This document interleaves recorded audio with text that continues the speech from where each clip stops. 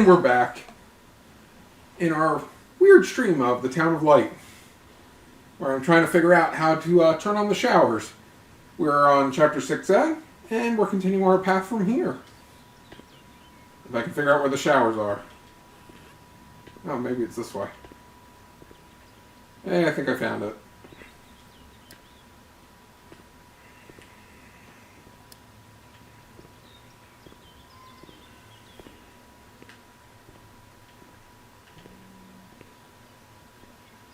Think I found it.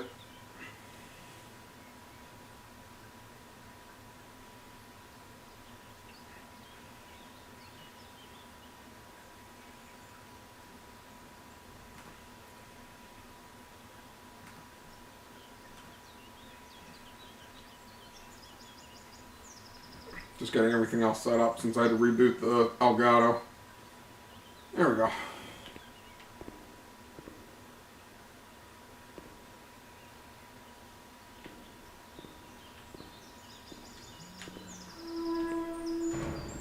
No, this is the laundry.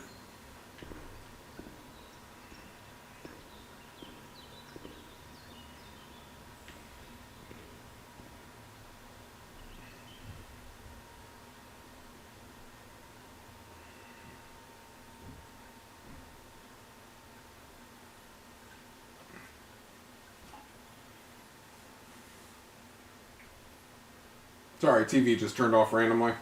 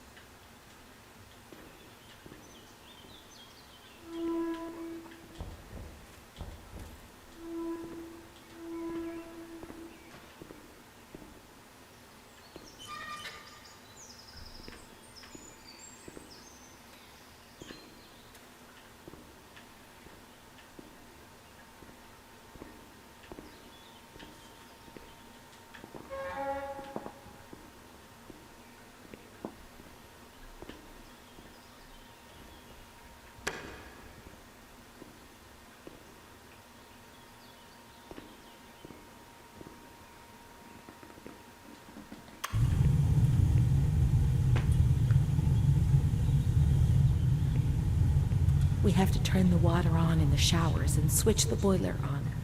All the plumbing systems were in the kitchen area.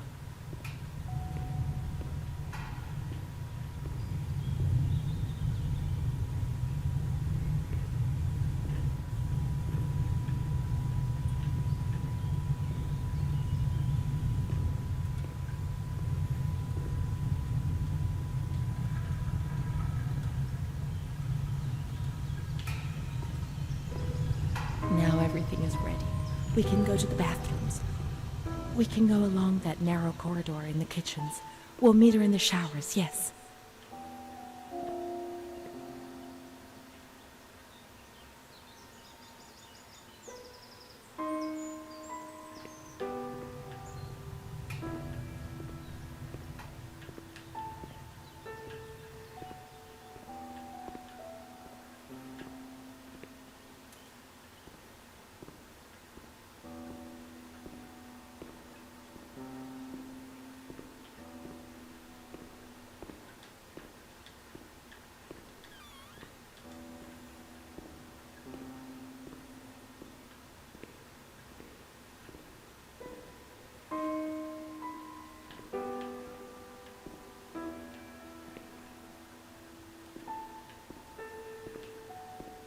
Now everything is ready. We can go to the bathrooms. We can go along that narrow corridor in the kitchens. We'll meet her in the showers, yes.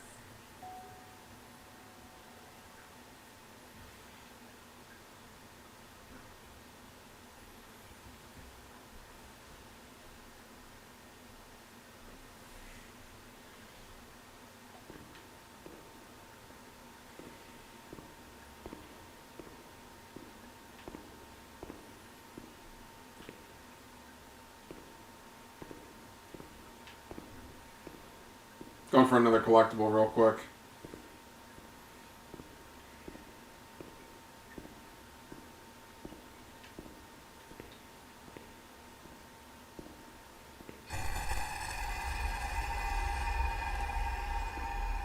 Creepy.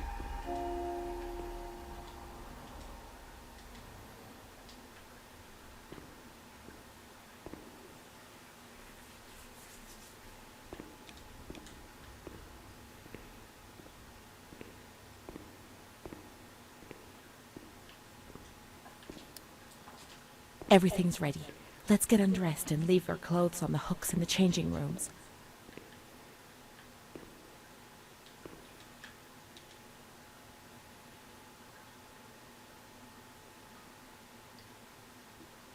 Uh-oh. Right. Which game are you playing that the credits are long? Oh, Croft.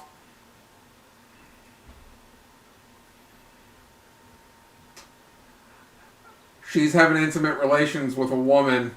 Right. If this is the 1940s, homosexuality is not considered acceptable behavior.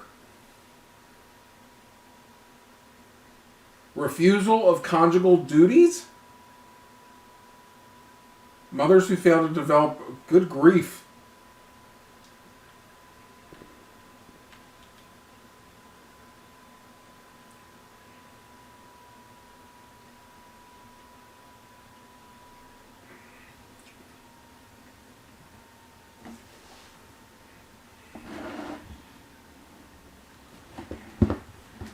Let's turn the water on now, and everything will be as before.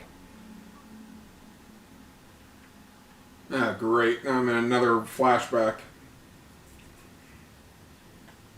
Oh, right, you're playing Legends. I do remember now what you're talking about. Yeah, the snake I remember being more of a pain than, It's been so long since I played that trilogy. Where's the water button? Was it actually on sale for you? Like it is here? For the other ones?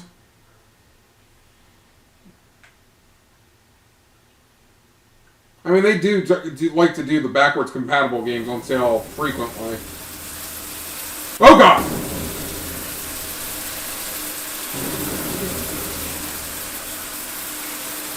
I meant the other two, since I figured you'd be playing the other two. Unless you got all three of them. We're just going to look up and avoid women. Why is she kneeling?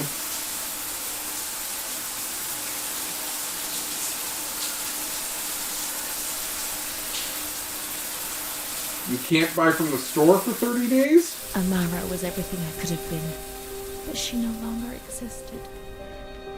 I'd have loved to erase everything I did, but instead I always went ahead and did it again. It was my fault, and she disappeared from my life. Gotcha.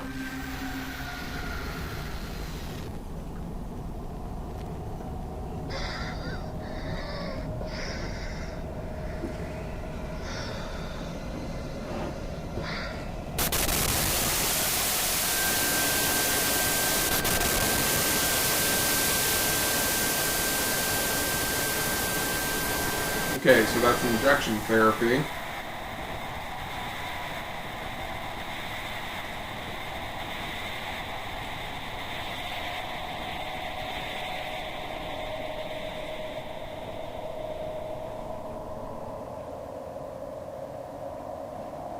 They gave you injections there, which made your body and soul tremble violently.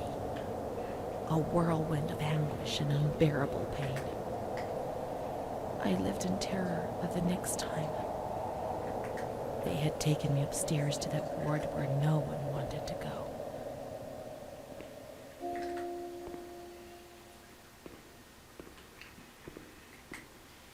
I'm assuming it's the, like, lobotomy ward or the psych ward or isolation. This game is getting weird. I was expecting more, like, dodging and stuff, too.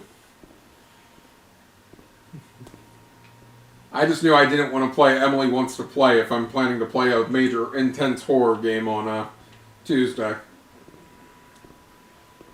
Although I probably am not doing Survivor difficulty just so we can make sure we get through the whole game in one day.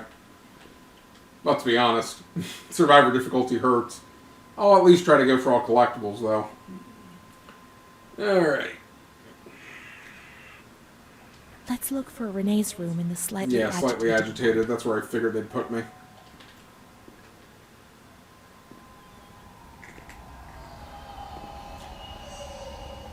When there was too much chaos, they closed all the windows and the door.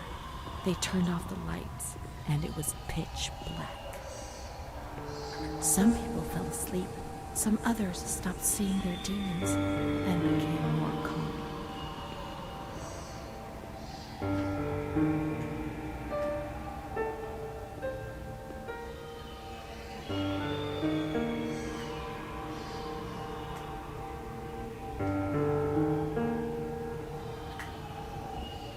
Well, I was reading, since I read that Emily Wants to Play is short, but it just sounds a little too much for, because I'm trying to chill more or less before Tuesday.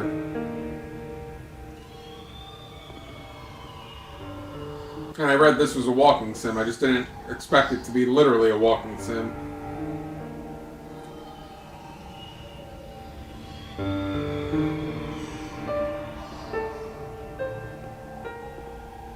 Which again, art has its place,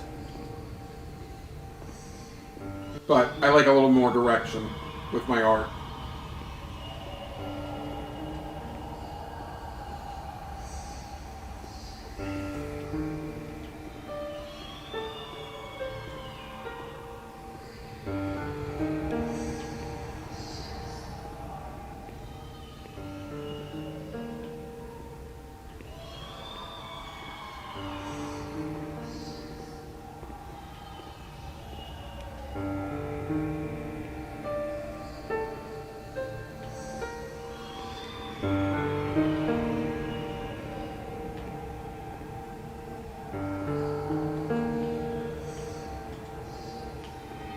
I thought the doll would show up again.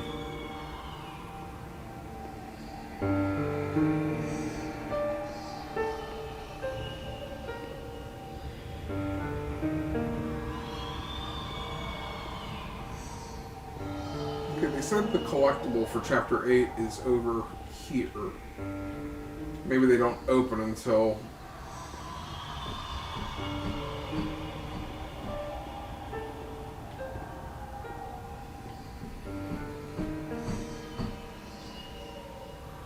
Yeah, that's the semi-agitated ward. It doesn't say which one's my room, though.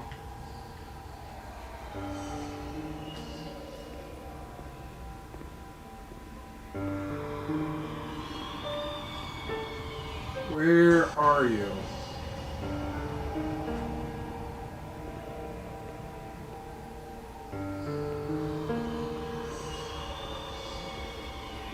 I feel like it's supposed to be this room, but I don't know what I'm supposed to find in here.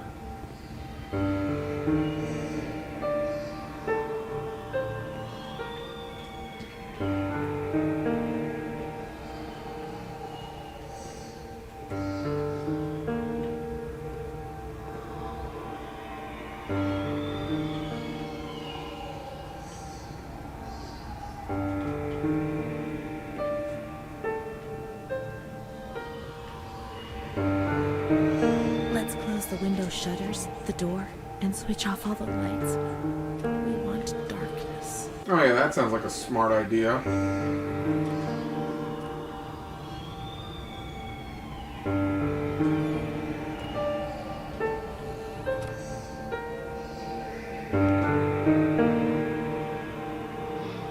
Again, should have wanted more direction there.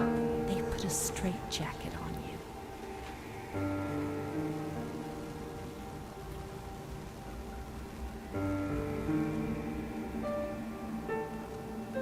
They gave you a cold shower.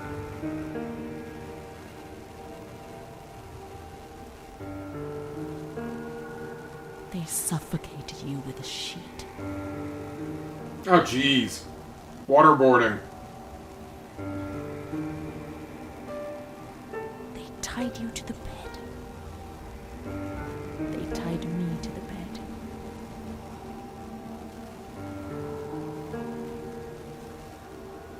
A woman died next to me, choked by her own vomit. She was tied down because she wouldn't stop pleasuring herself. I can still hear her death rattle. I screamed, but nobody came. Everybody screamed in there, all of them.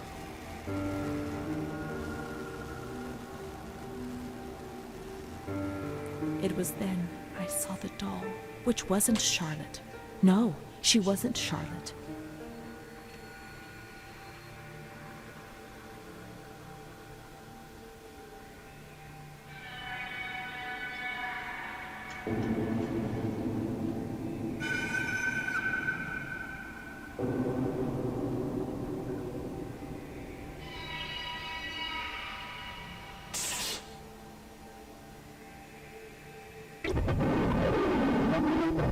Oh no.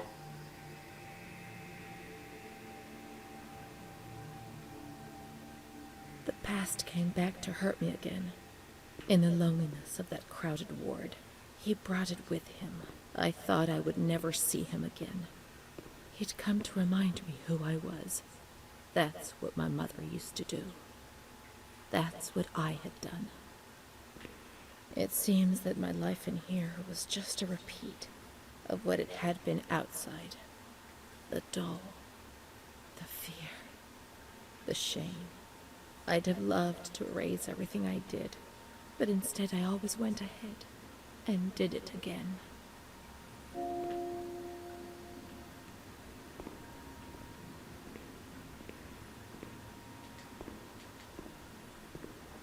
Poor Renee. Good grief.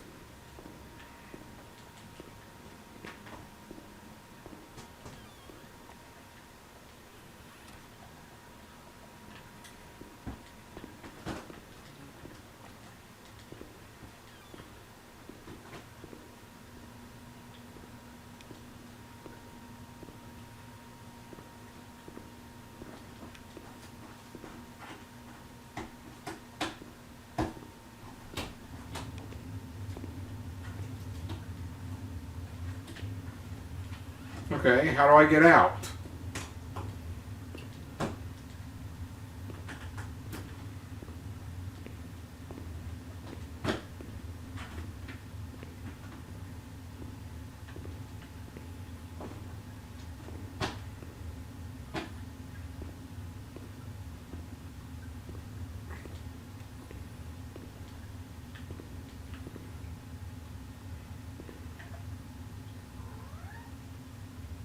There's no guidance. The help button's not doing anything.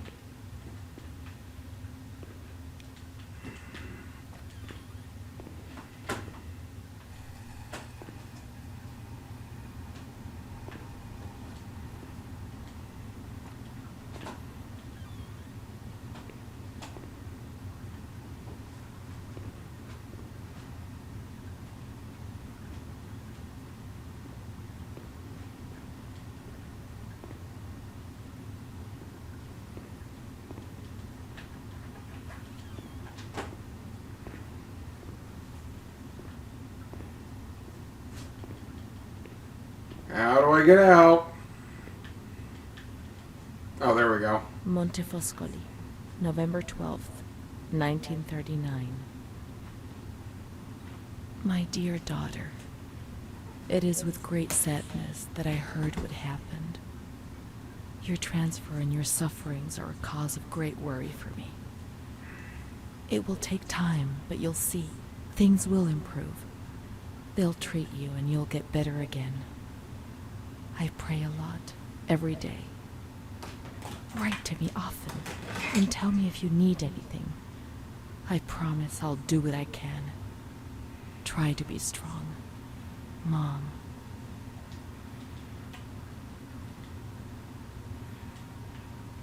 This is the last letter she wrote to me.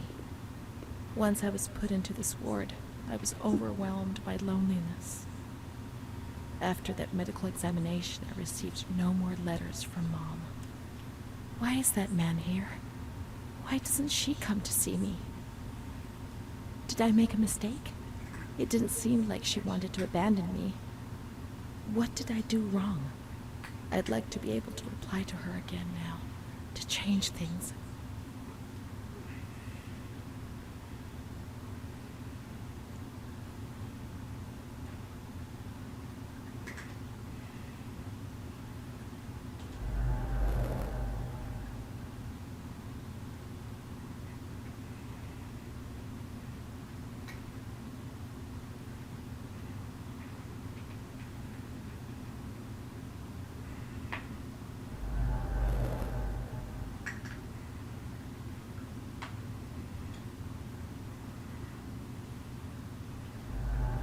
Perhaps she would have listened to me. Will she reply?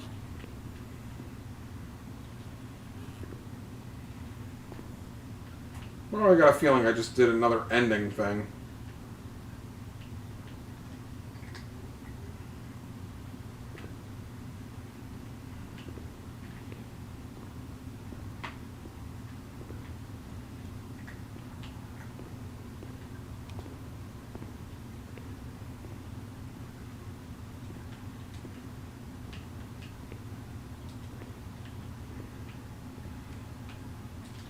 I don't think I can grab the collectibles while this is in my hand. The letters were sent to the archive. It was their job to post them.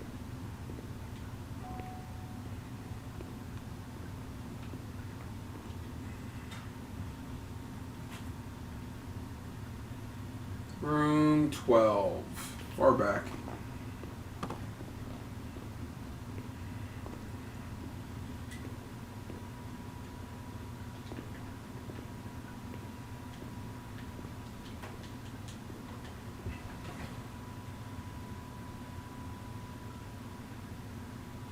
Looks like there's 4 types of endings.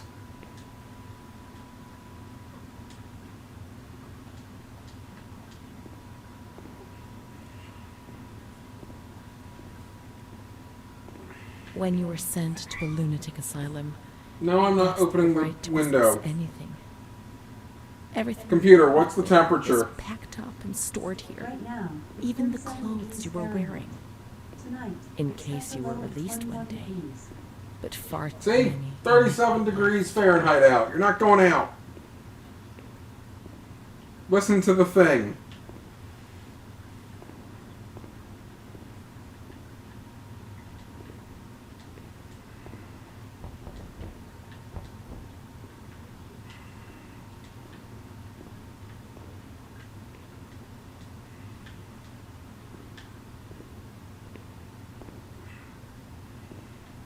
There must be a file with my name in the filing cabinet somewhere.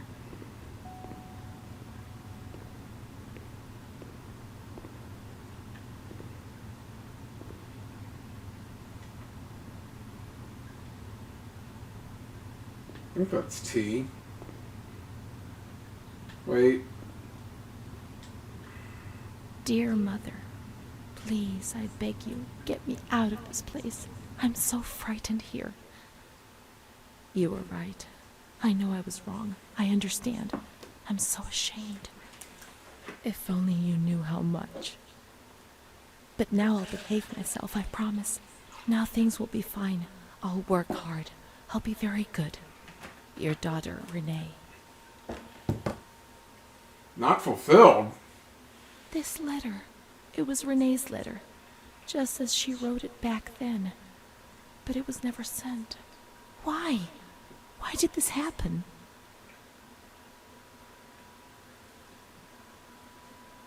I received your letter, Mom. You tell me to be patient and strong, while I only feel fear and pain. And you don't write to me anymore. If only these words could be my soul, I'd tell you what was happening to me. The kids want to kill me. They all look the other way and tell me what to do. I don't understand. She helps me, but what have they done to her? Can you tell me? Will you help me? Renee.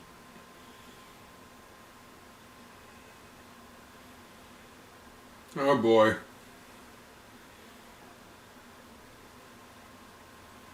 Montefoscoli, July 7th, 1940.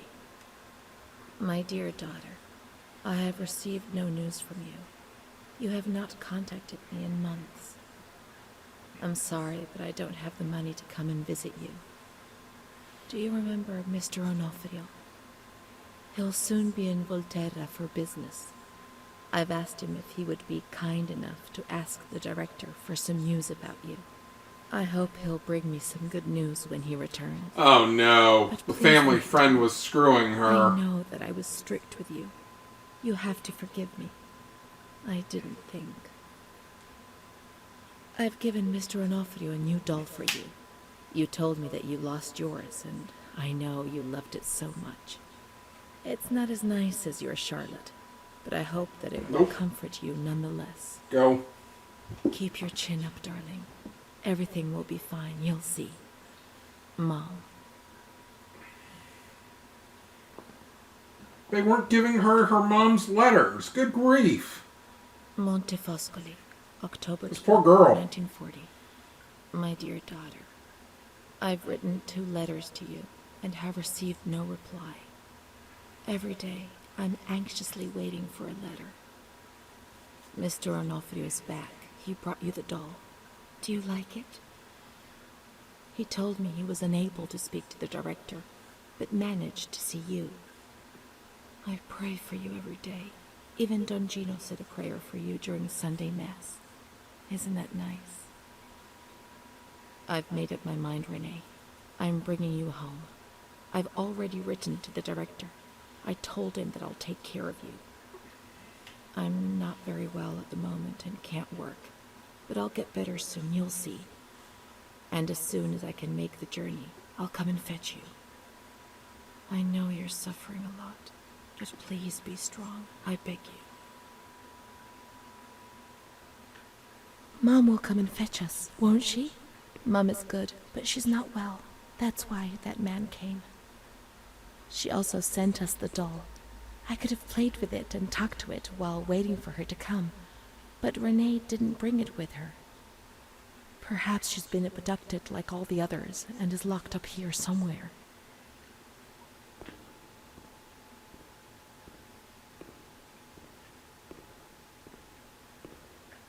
Let's look for the second doll. It'll be among the bundles of the patient's belongings.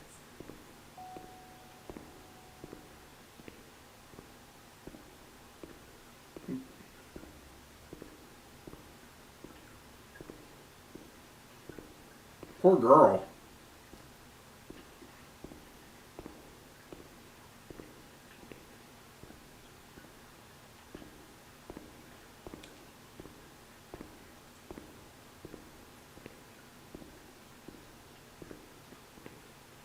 I think her help's more vague than BD1's. Why will you not grab those? There we go.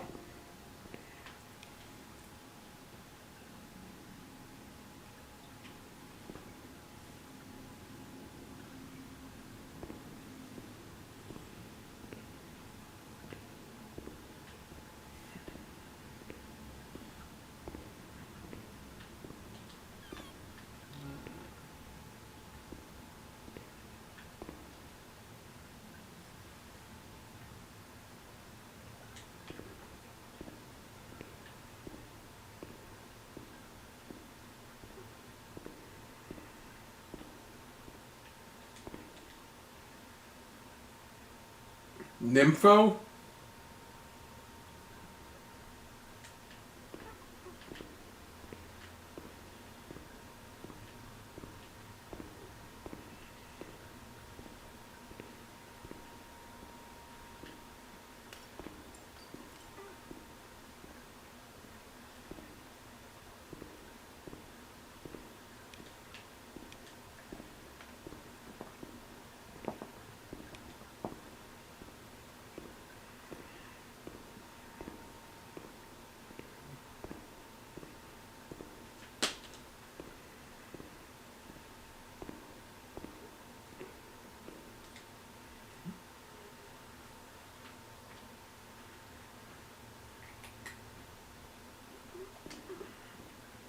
I went the wrong way.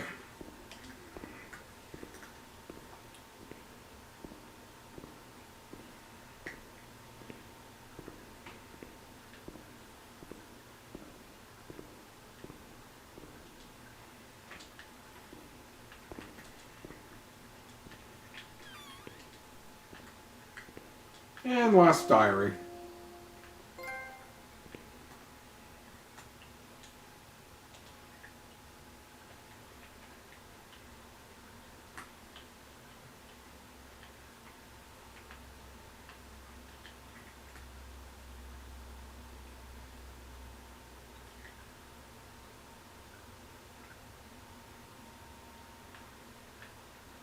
Everything started with that damned light. It happened for the first time when I was still a little girl. I was 6 or so.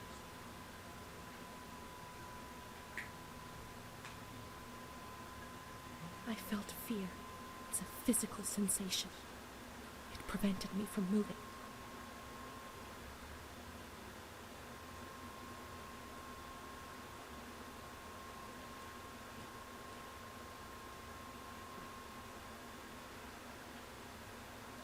Somebody took a lot of time with the artwork.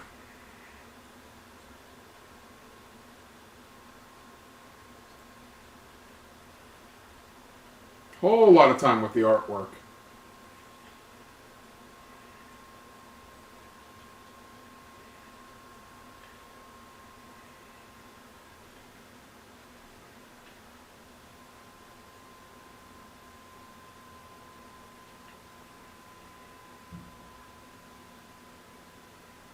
It was more or less in the same...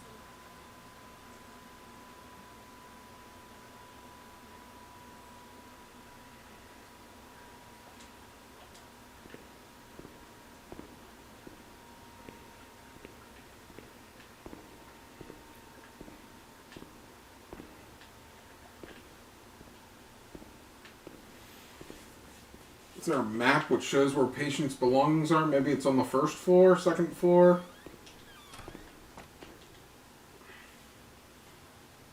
Patient storeroom and archive. Maybe it's in the storeroom then.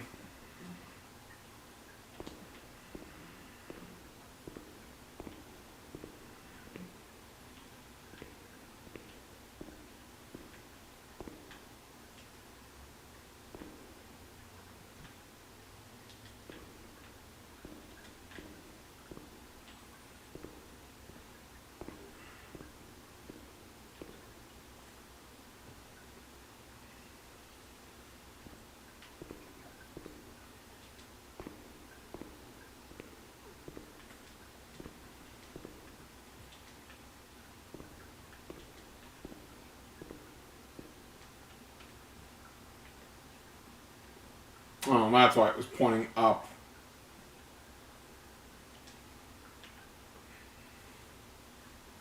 Now we can open the bundle on that table in front of the window.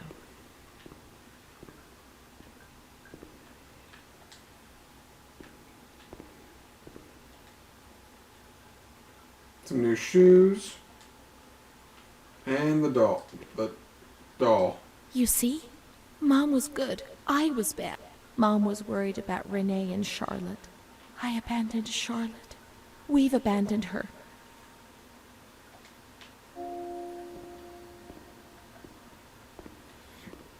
Let's look for Charlotte. We have abandoned her. Will she still be where we abandoned her, under the warm lights?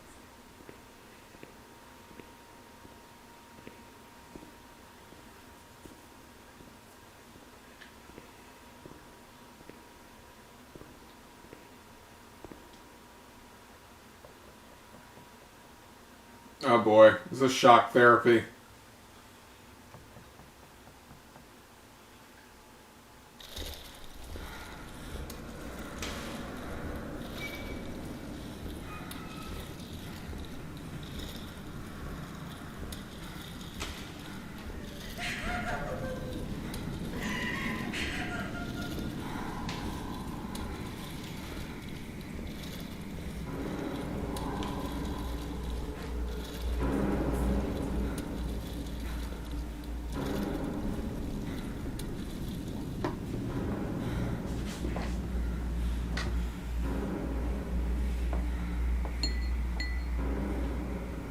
great, more injections.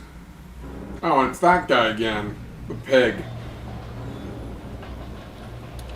I didn't do anything. I just obeyed orders. I only obeyed orders. Charlotte has gone away. Mom will come and get us. She loves us, I even only though we're obeyed bad. orders. Leave us alone. I didn't do anything. I only obeyed orders. Mom will come and get us now. I didn't do anything. I only obeyed orders. Even though we're bad. Mom won't leave us alone. I didn't do anything. Charlotte gone away. I only obeyed orders. Mom will come and get us now. She loves us, even though we're bad. I didn't do anything. I only obeyed orders.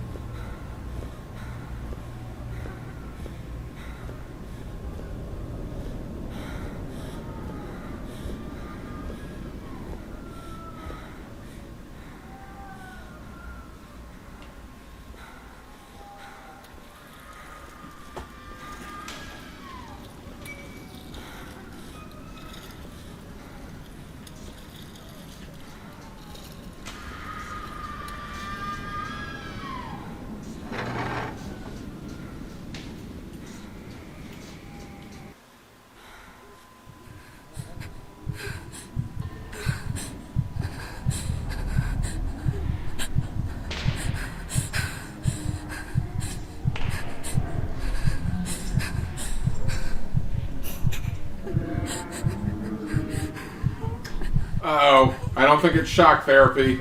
I think it's the other one.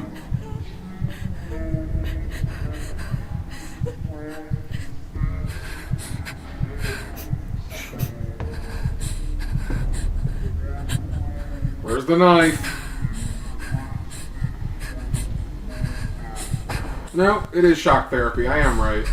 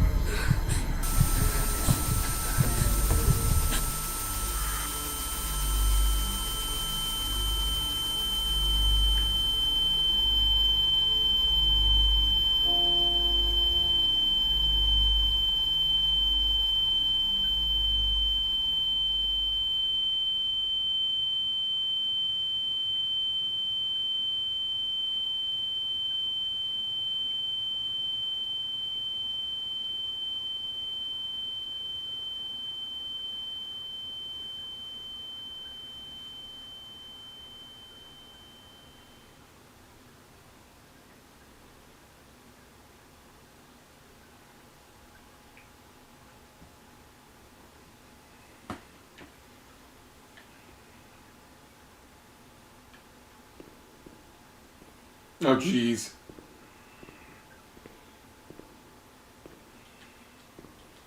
You sure it wasn't just they were doing for different languages?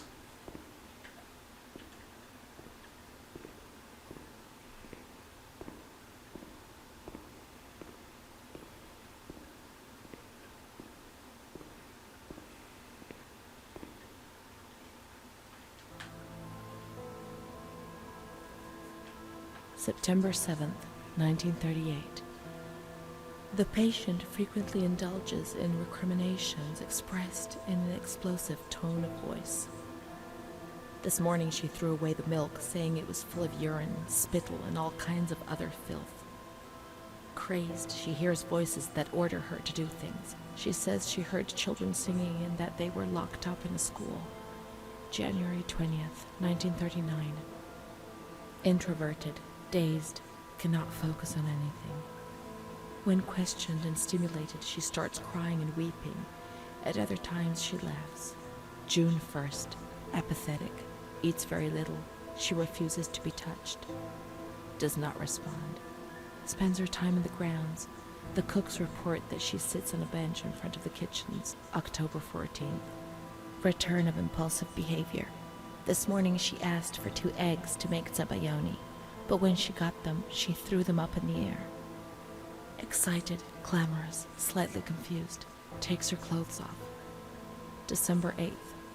Tied to bed for 15 days. High-spirited, tends to make witty comments and use vulgar words.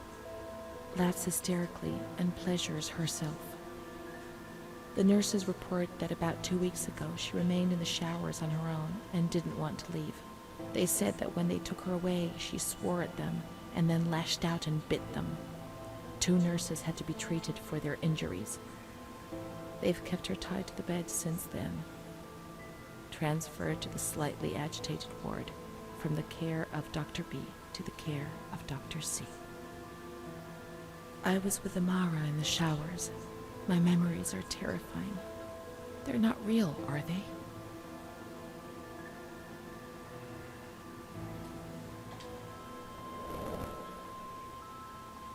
December 15th. Dr. C. Patient notes. The abnormality of her psychic state has induced her to lead a life which is irregular and tends towards delinquency. Of fickle and flighty character, she regularly discards her household duties and engages in occasional prostitution. Prostitution? No one would have ever believed a lunatic, let alone a lunatic who lives in the worst sort of sin. Could such a person ever have been subject to sexual violence? Certainly not. Her mental deficiency makes her deaf to the reprimands of her family. She has shown suicidal tendencies. She was brought to the ward yesterday, agitated and hysterical. Treated with cardiazol, 2 injections a week for 5 weeks. They were only trying to confuse us with the therapy, and my God, they succeeded. It was as if they wanted to instill the madness into us.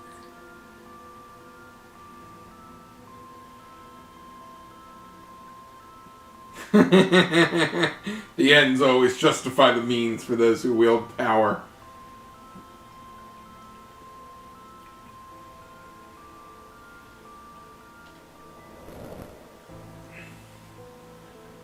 It was torture, but we had no choice.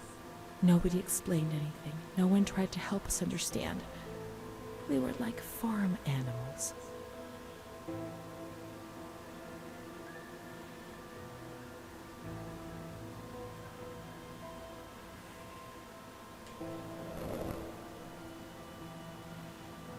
June 2nd. After a long period of calm and improvement, the patient is very agitated today and vehemently refuses to submit to a gynecological examination. She swears and curses those helping her, flailing her arms and hitting them. According to reports by Dr. B, the patient has been subjected to periodic checkups since she had a spontaneous abortion about 2 years ago in her 3rd month of pregnancy. Conception occurred after she had sexual intercourse with a stranger who sneaked into the hospital grounds. I think that was the family friend. In the charges filed at police headquarters in Volterra, a copy of which is attached to these clinical notes. ES therapy. Electroshock therapy. A spontaneous abortion. It's not true. I can't believe it. How could I have invented things if I didn't even know what they were doing to me?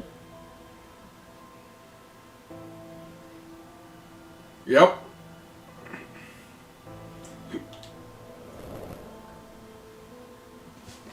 And the stranger in the grounds. I don't remember. Was that I'm pretty sure it was the family friend came to visit. Memory removed. And then they covered it up. God, my head.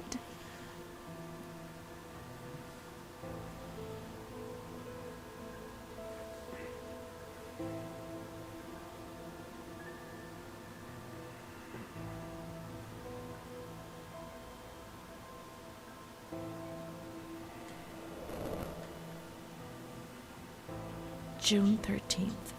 The nurses report that she descended into a state of great mental confusion after receiving her mother's letter.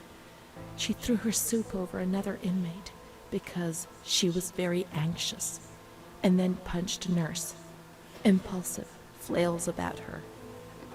She rails against the doctor in vulgar terms while he is examining her, lashes out and spits. Block all correspondence to give the patient no further reason to become agitated. August 20th, tied to bed.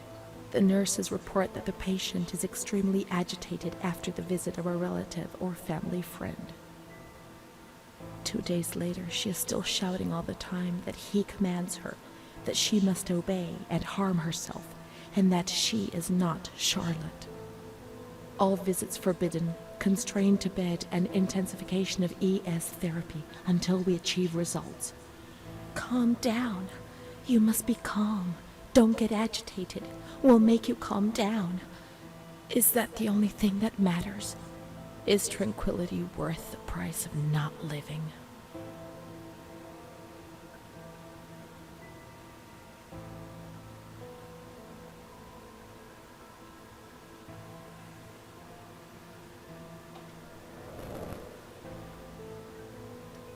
March 3rd. Alert, correct attitude, replies when questioned. The nurses report that the patient is calm. She washes and looks after herself.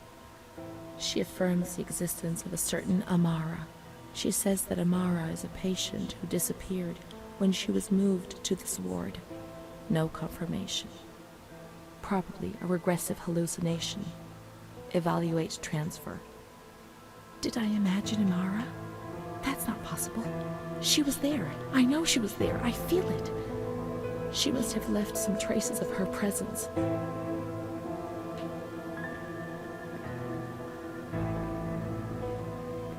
We can try to find her medical records in the archive where their letters were filed.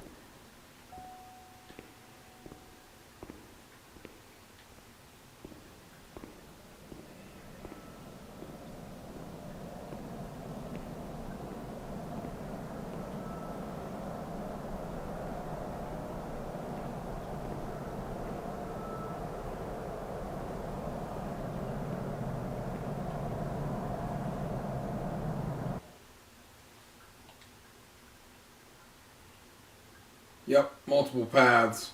Jeez.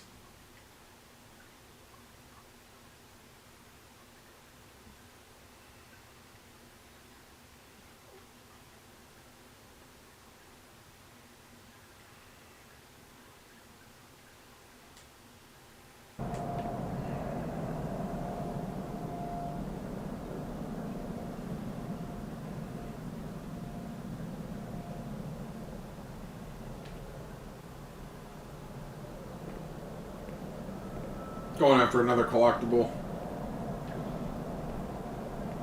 And then I'm running to the bathroom real quick.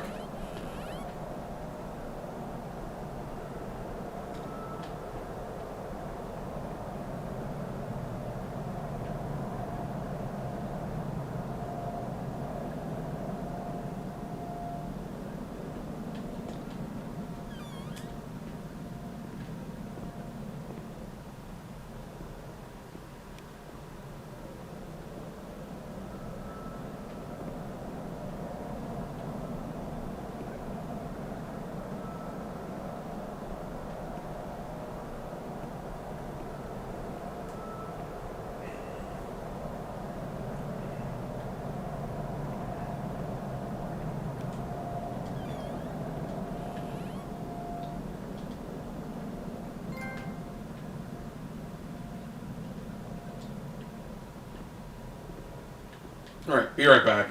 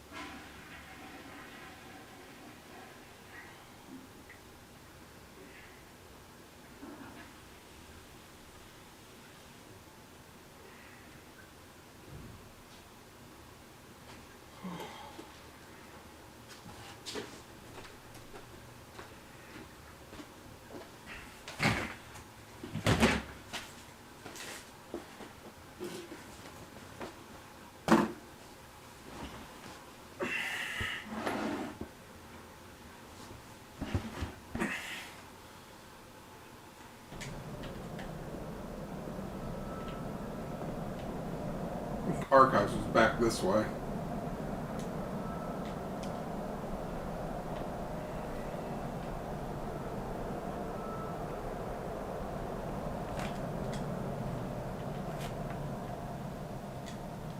Amara B., aged 32, housewife, mother of 2 daughters, married to Mario B. So Amara does exist. Yet she had no children and wasn't married, but that photo, it's her. June 3rd, 1936.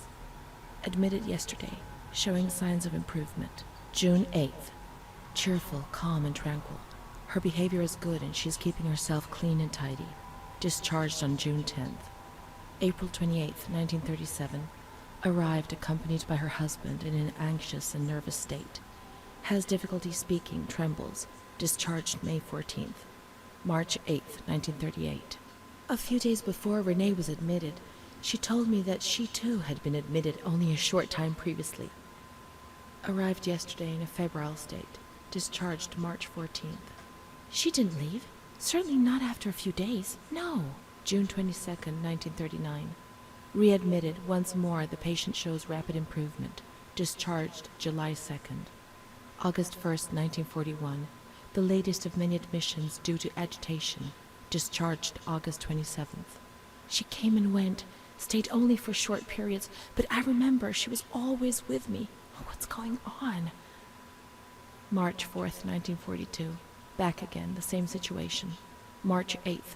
Compared to previous admissions, the patient seems depressed even after a few days, although her demeanor is calm and she is attentive. Discharged March 25th. April 2nd.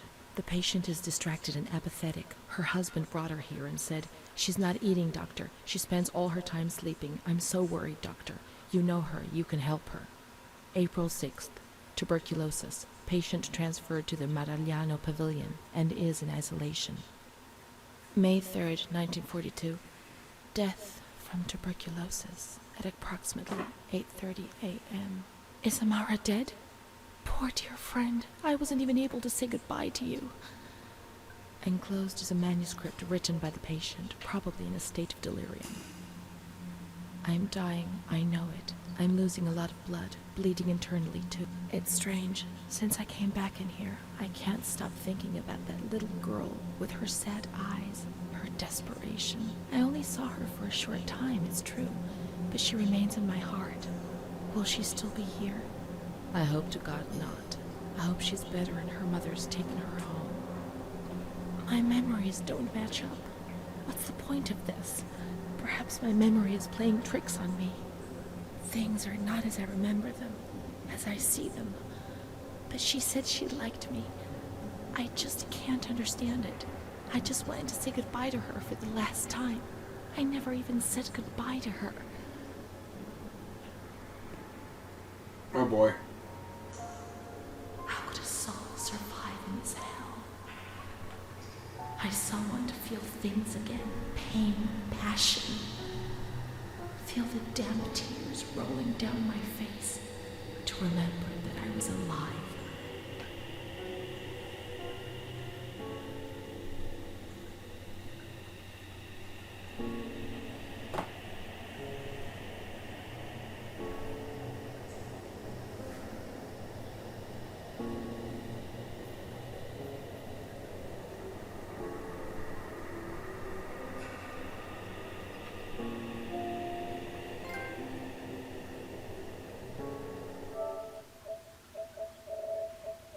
Just seeing which one I got. 12A.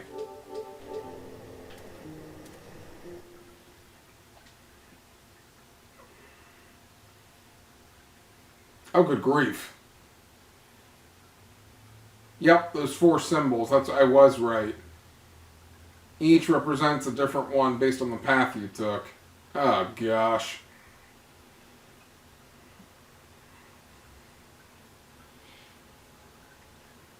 So I should go that route, but then get the other ending. And then rinse, repeat, doing the same thing on those.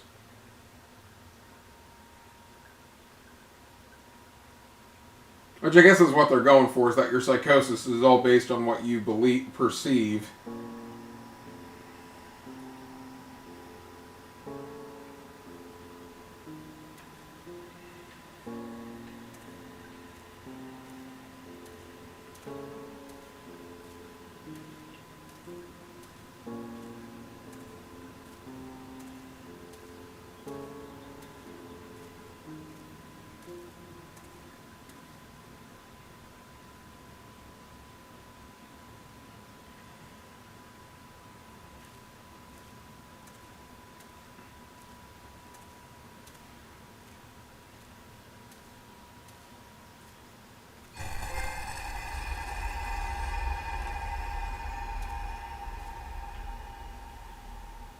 Creepy.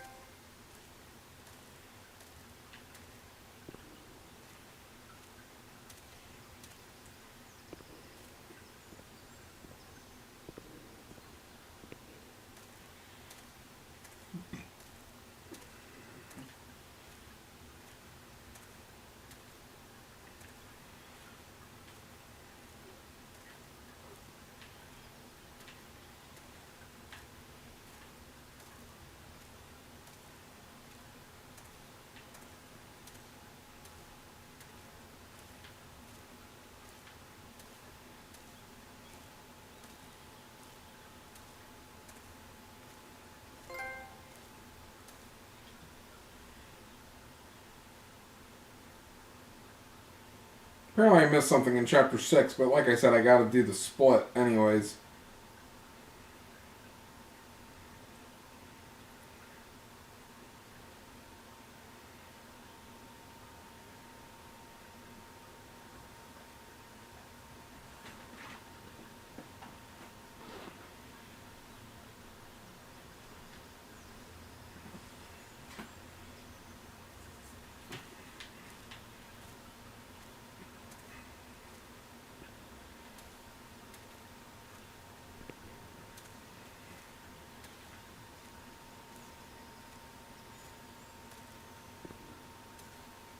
And apparently I missed something at the beginning. Yeah, we can get that quickly. Apparently there was a basement.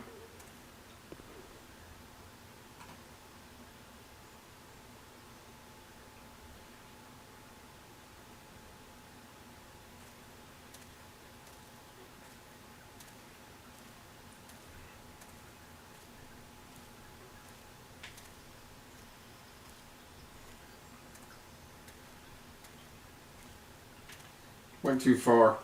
I'm assuming we're getting closure by looking for her grave.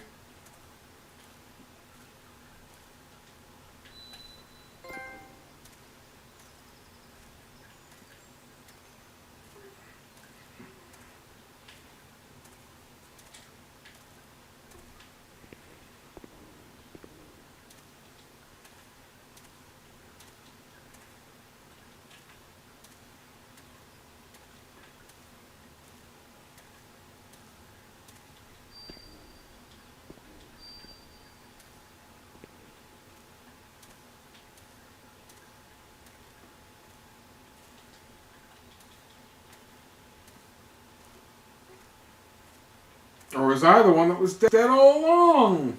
I can't be sure it's Amara's.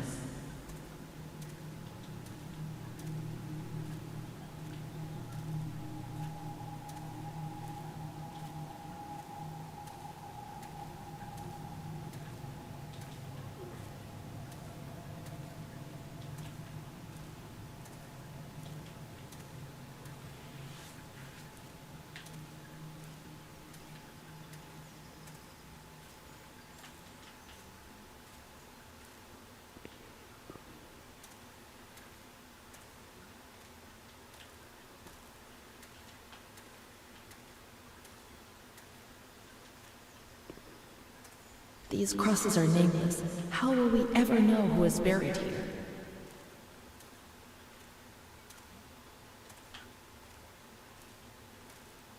There are no names. We were worth nothing in death, as in life. If there was someone out there who cared for you, well, perhaps. I had Mom. Let's go and wait for her. She'll come and get us. She promised.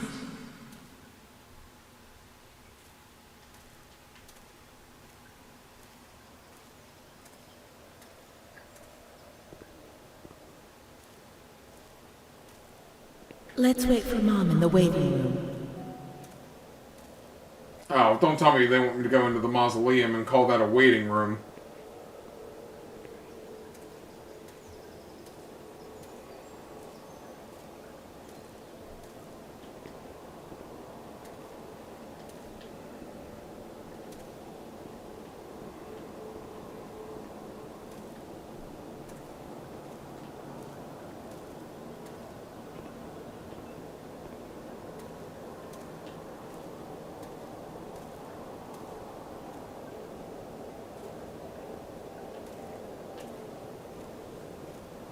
Well, where's the waiting room? Mom will come. She'll come.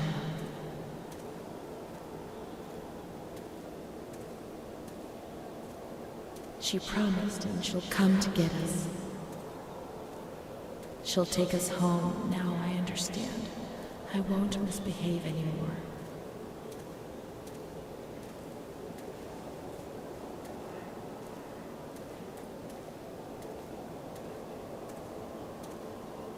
I won't misbehave again, Mom.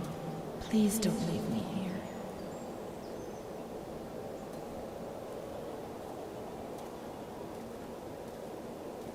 I won't cause any trouble. I'll be quiet in my corner.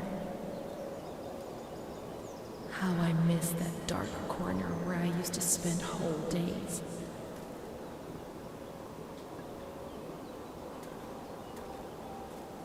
I'll stay there like a good little girl, but take me away from this place.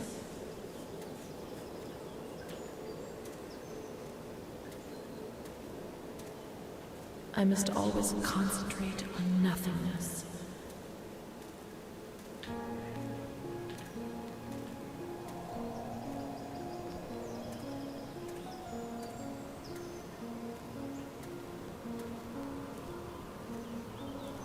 Otherwise, I get confused and I'm afraid I won't be able to find my way back.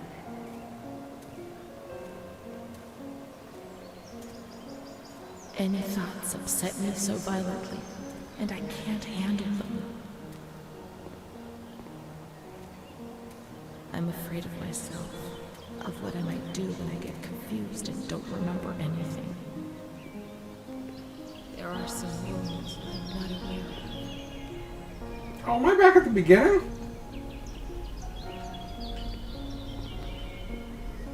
Wait.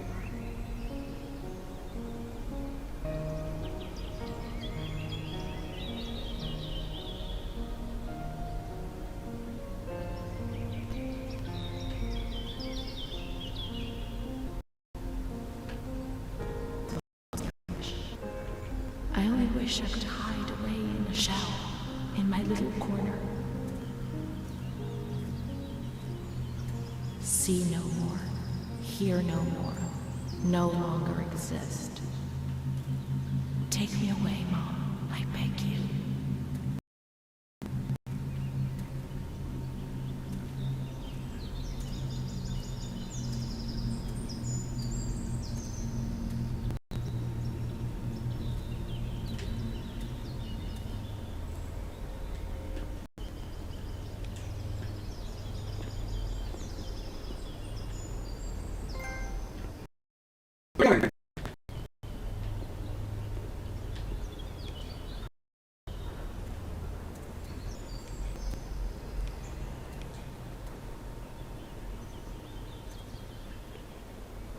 Wait. Oh, there we go.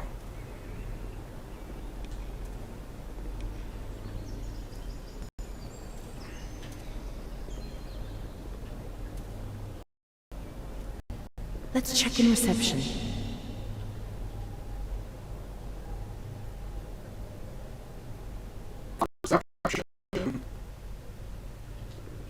that's 3.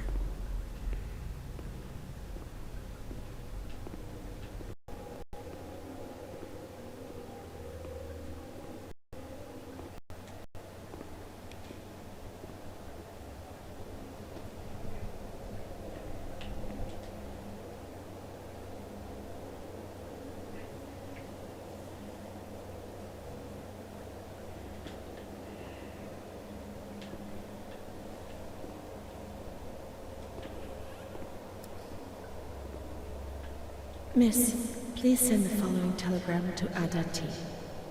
Discharge of Renee T. Impossible. Psychiatric evaluation negative. I've spent my whole life in here. I can't. It's a death sentence. Oh boy.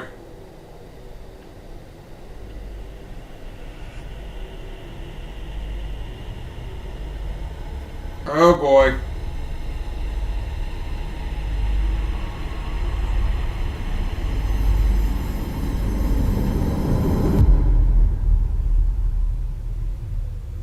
Well, this took a weird turn.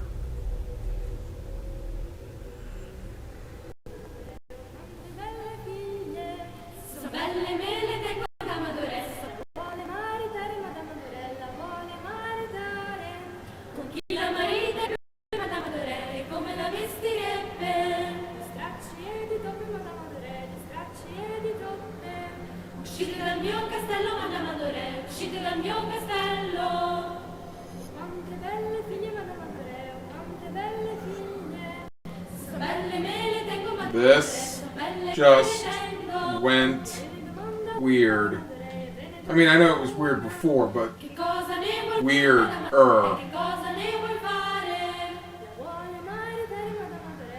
What am I playing? Con chi la mariterebbe, Madame Adoré, con chi la mariterebbe? Con la re di Spagna, Madame Adoré, con la re di Spagna. E come la vestirebbe, Madame Adoré, come la vestirebbe?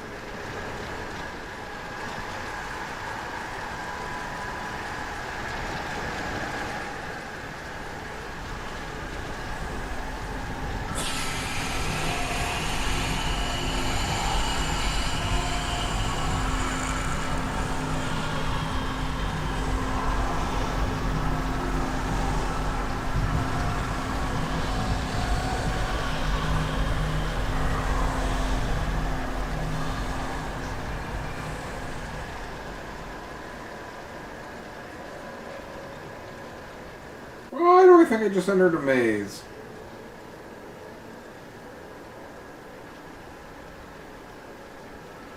A blackbird's eating my head. That's why it hurts so much. Oh gosh.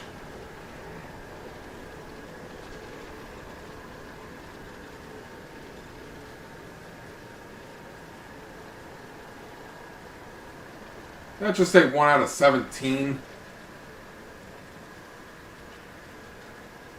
My baby Charlotte is so beautiful, and she's so good. But Renee isn't. Well, that's not nice.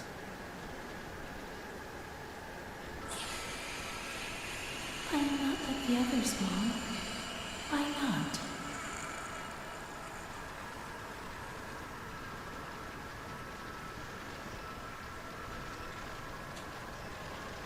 We learned so many things at school, and so we have to attend. How would we get on if we didn't? Don Gino knows everything. He speaks to God and he tells him lots of things.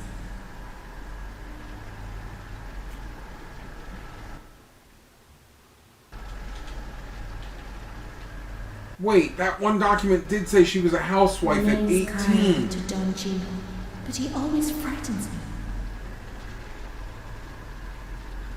Oh gosh. Teenage mother. From a family friend?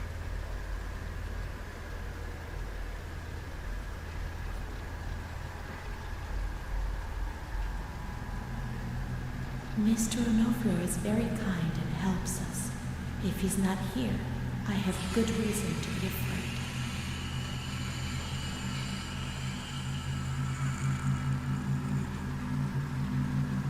I feel like I'm going to need a guide to walk through where I'm going.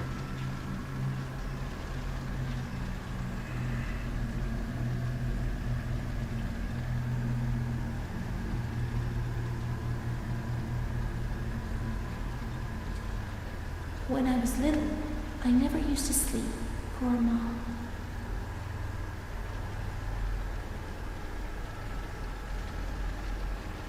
Mr. Onofrio is so nice. I'm bad because I'm not kind. Mm-hmm. When I was small, I never used to eat. Poor Mother.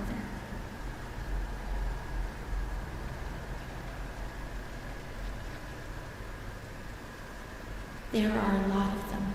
They want to hurt me. They fly. Even Charlotte can't help me. Mom works so hard because I have to eat, or I won't grow.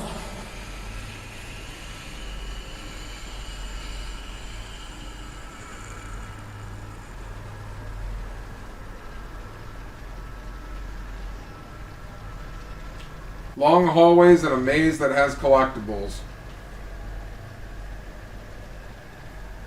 It's like my worst nightmares come to life. I do a lot of bad things. I don't tell anyone, but Mom knows just the same. Come on, we're missing 4.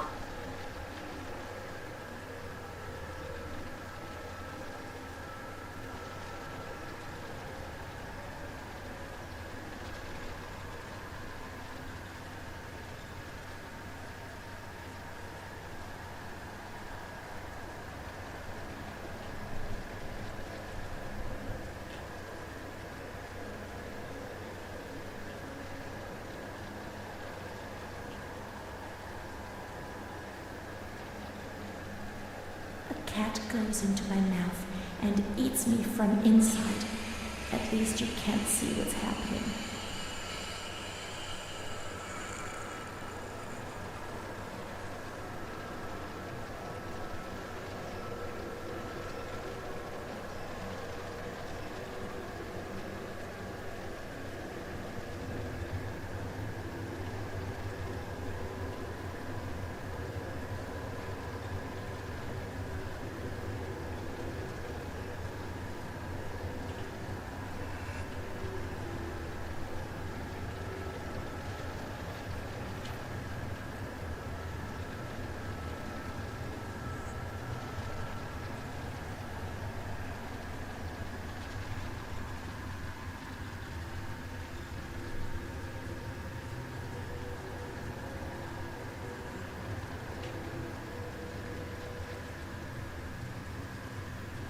I think I screwed up because it's getting dark. Yep. Well, that part's gonna suck.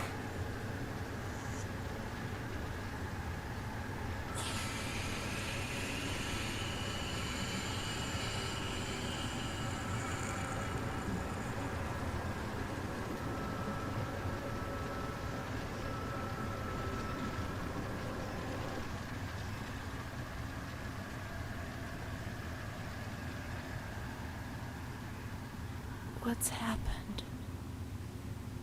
What is this place? Maybe I'm dead. I can't see any light. Maybe I am dead.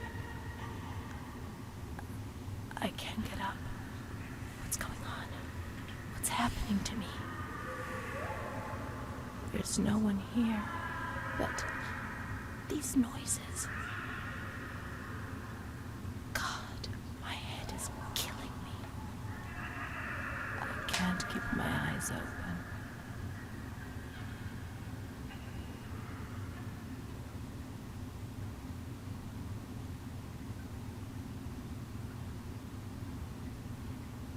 Don't tell me that was it.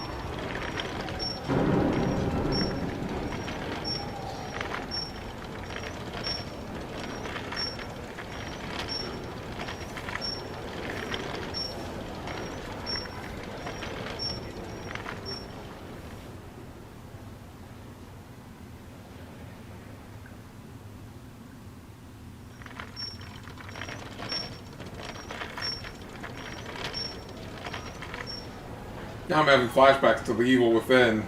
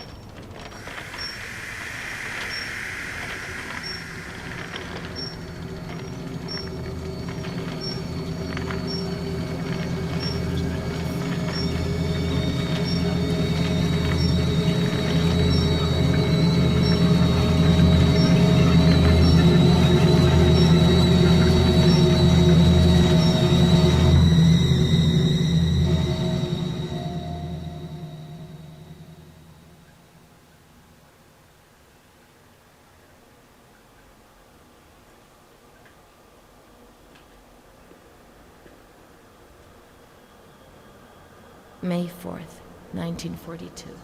The patient had previously expressed suicidal feelings, but never acted on them. Yesterday, she injured herself badly, stabbing herself in the stomach with sharp-pointed scissors. Sedated, restrained, and transferred to an isolation cell. May 10th, transferred to the agitated ward for observation. Isolation, insulin, and shock therapy. September 25th. Positive response to treatment. She replies to questions and remembers what happened, but doesn't want to give explanations. She claims to have memory lapses, entire days about which she remembers nothing. She appears to be anxious and seeks reassurance. She fears she has done monstrous things in the blank periods for which she has no memory.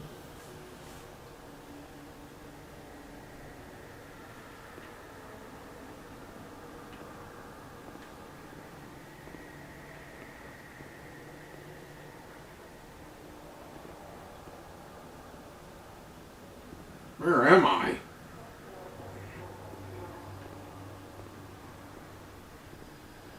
How do I get in here?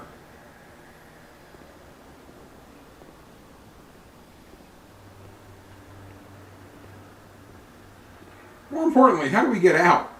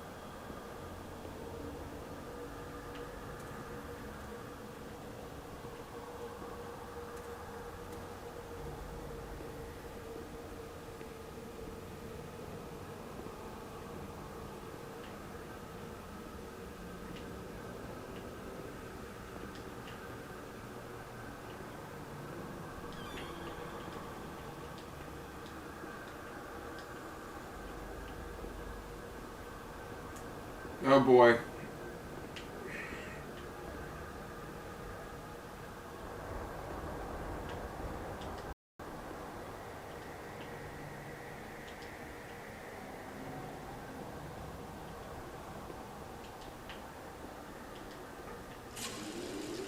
Nobody laughs in here. I mean, really laughs. Not those crazy fools who laugh because people say they're mad. I don't know why they laugh out loud. They say I'm mad too, but I never feel like laughing. People used to laugh at me, but they were right, you know? You can't always cry and people laugh when they're afraid, don't they? It happened to you, not to me. It's better that way. They do that to show they're lucky. You mustn't take offense because it's true. And deep down, it's just like pity, if you see what I mean. But then you think about your own situation, and you laugh because you feel lucky that everything's going to get better, that it's all shit. It's all shit, this place. You're not trying to tell me it's not true, are you? An intelligent person, educated, not like me. And if I can see it's a load of shit, just imagine how much better you understand it. No, come on. No. I feel fine here, you know? After all, I can do and say anything I want.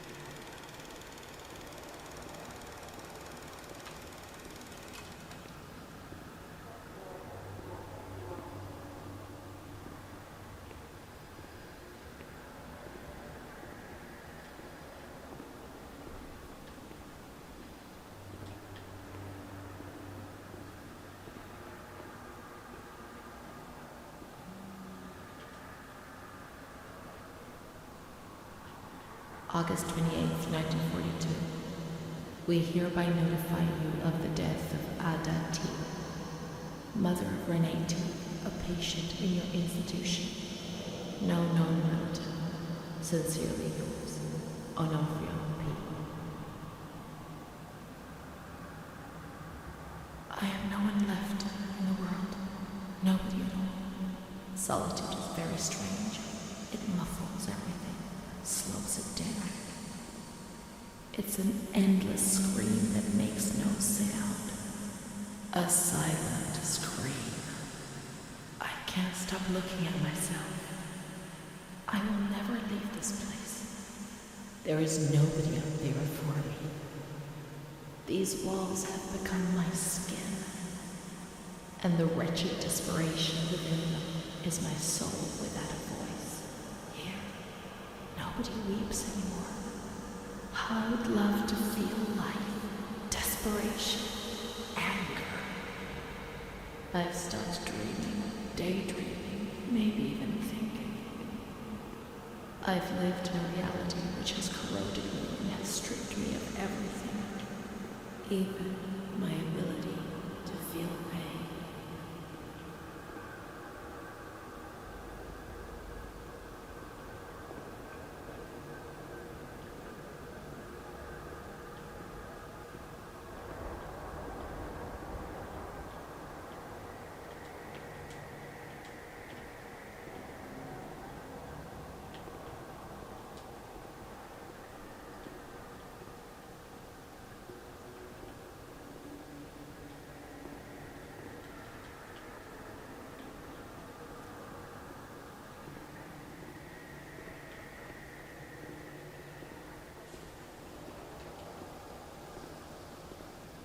Okay, good. I thought we'd be jumping out the window.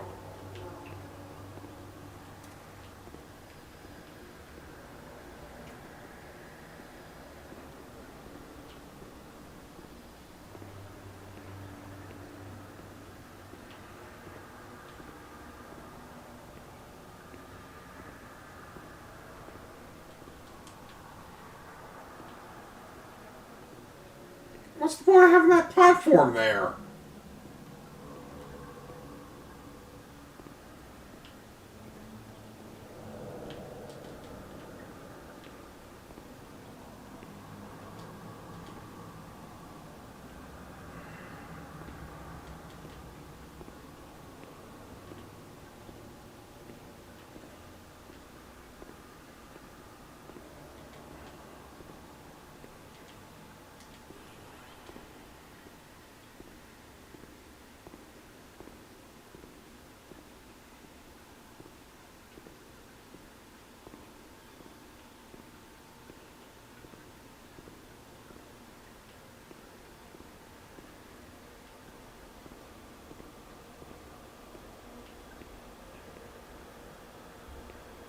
May 5th, 1943.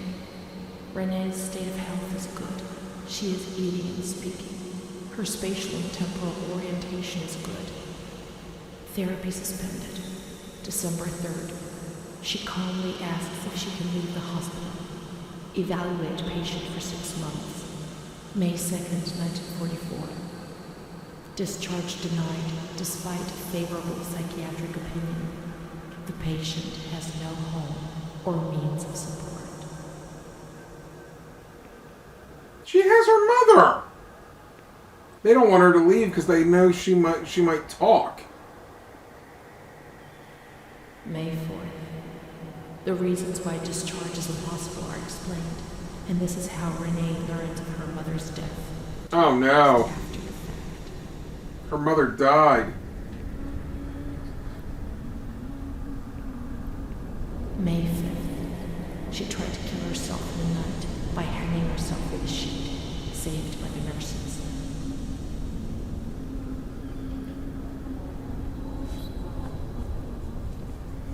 Restrained to her bed, she once more tried to kill herself by suffocation. Jeez. The decision has been taken to perform a transorbital lobotomy. There's the lobotomy. I figured it was coming at some point, since I knew that was a common cure back then. I use that word cure loosely.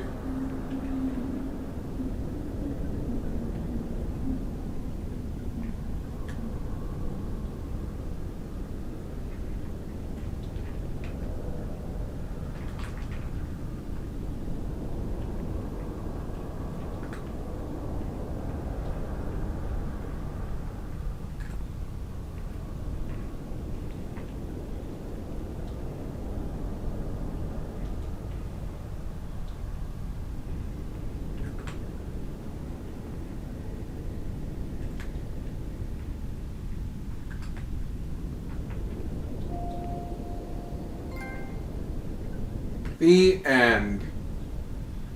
Oh, don't tell me this has all been a dream in her head.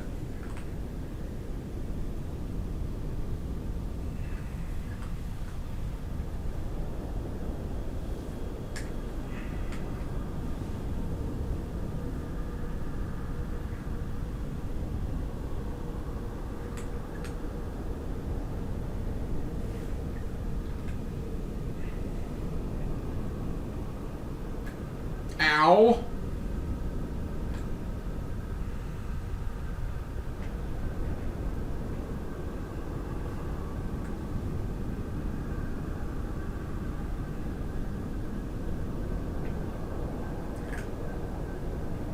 Nobel Prize for lobotomies? Oh gosh. Wait, this game's trying to teach me something. Bad game. You don't learn from games, we're supposed to be entertained.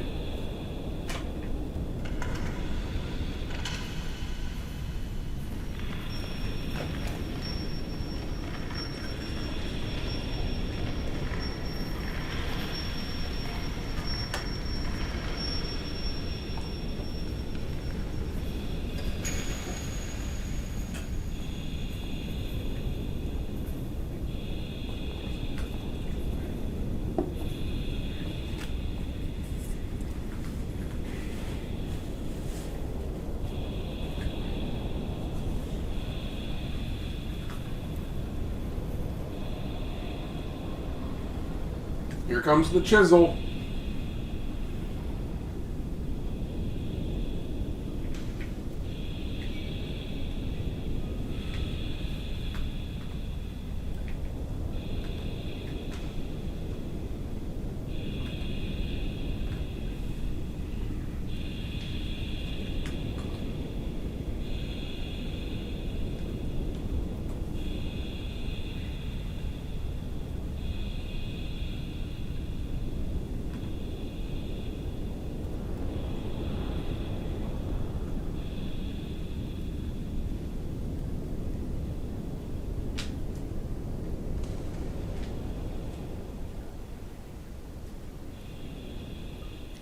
Oh gosh.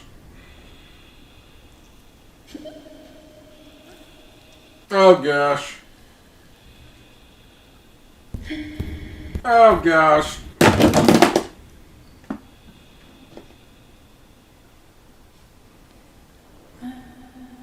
Do we really need to see this? Oh boy.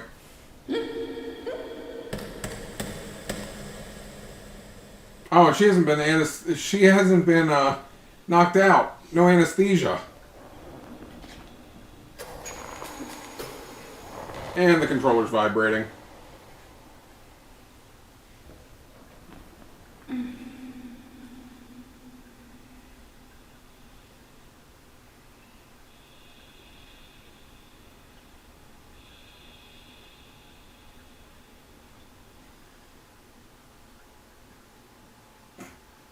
June 1944.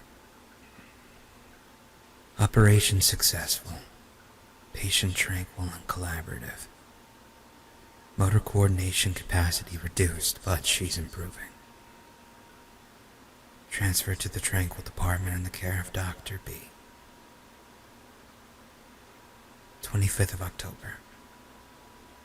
Continues to talk about Amara and her doll, Charlotte. The disturbances of motor capacity show slight signs of improvement. Difficulty walking, not capable of riding, and the nurses report that they have to help her dress, wash, and feed herself. In the summer of 1944, Renee was transferred back into my department. Aware of little, indifferent, hardly ever spoke. One day, she said, "When I find the courage to look at myself in the mirror, I see a young face which is aged and looks at me full of fear." She is a woman now who has changed profoundly compared to the girl that I had under my care several years ago. Only the sadness of her gaze and her intelligence are unchanged. She's so young, just 23 years old, but is lacking all vitality. Perhaps her condition may improve, but probably not. Her life has been thrown away, and nobody did a thing to try to avoid this.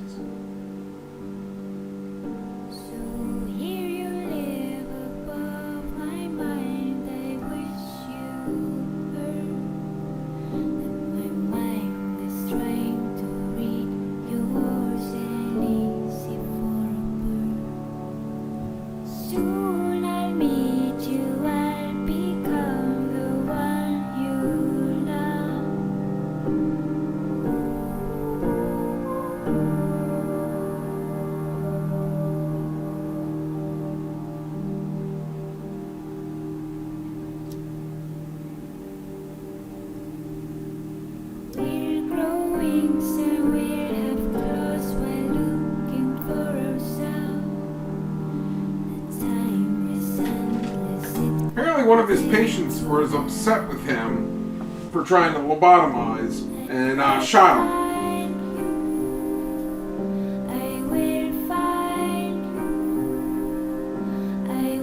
But yes, he did get the Nobel Prize for lobotomies.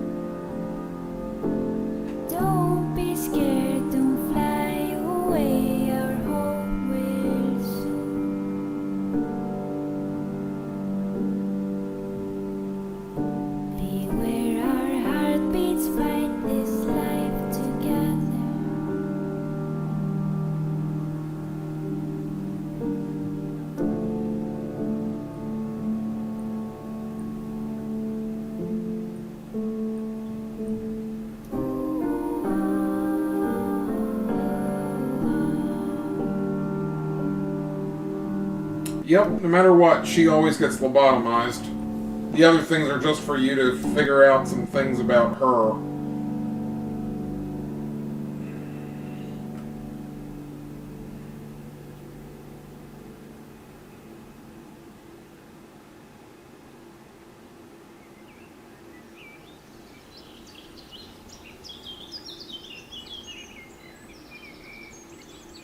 Okay, so they are actually Italian.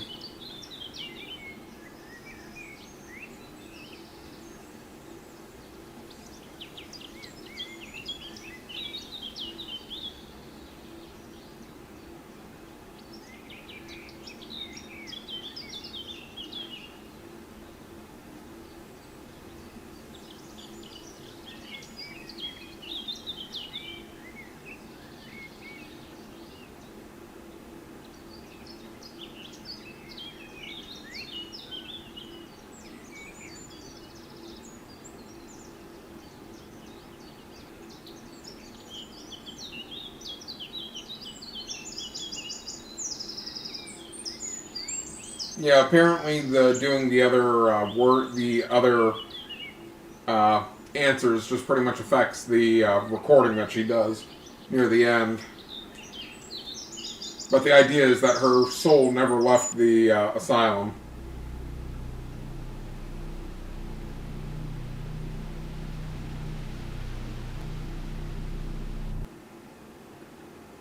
I think that's a making of video. Back out, back out.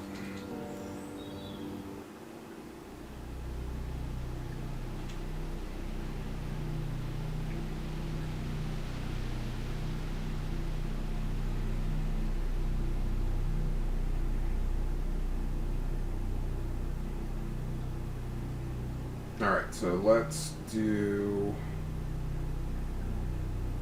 that.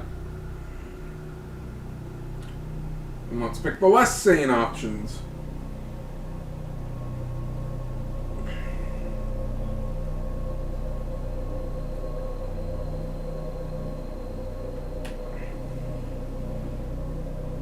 Definitely an interesting game.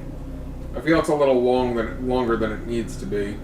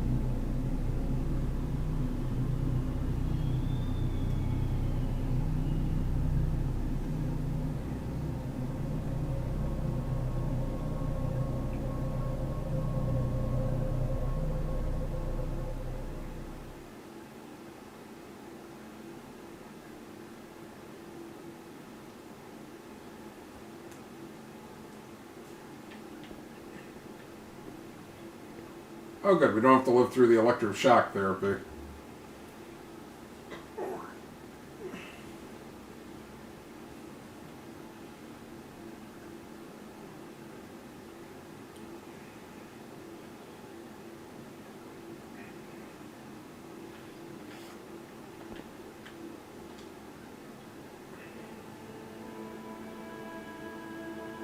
September 7th. I was with Amara in the showers. Oh, it lets My me skip. memories are terrifying. They're not real, are they?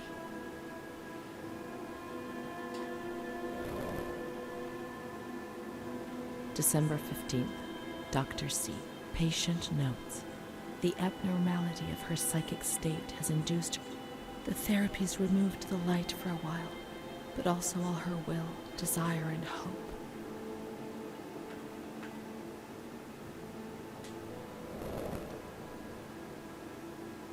It was torture, but we had no choice. Nobody explained anything.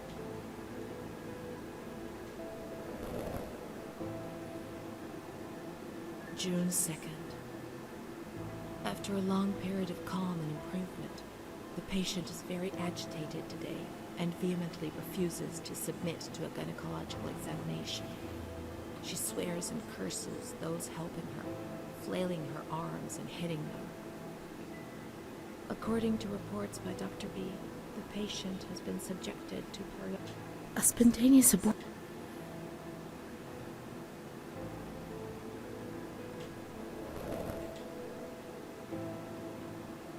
And the stranger in the grounds, I don't remember. Was that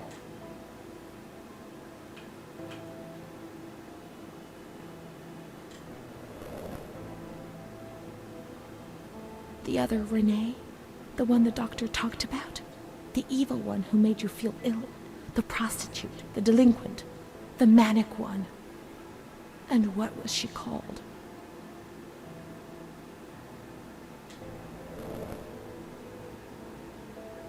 June 13th. The nurses report that she descended into a state of great mental confusion after receiving her mother's letter. She threw her soup over another inmate because she was very anxious, and then punched a nurse. Impulsive, flails about her. She rails against the doctor in vulgar, no contact with the outside. That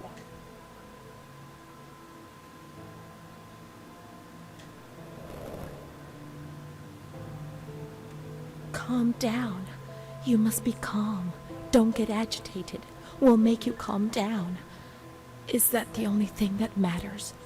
Is tranquility worth the price of not living?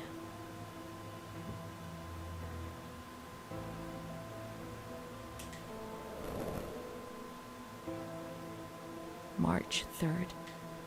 So, was I Amara? I can't believe it. I want to keep looking. It would change everything if we could find traces of her existence.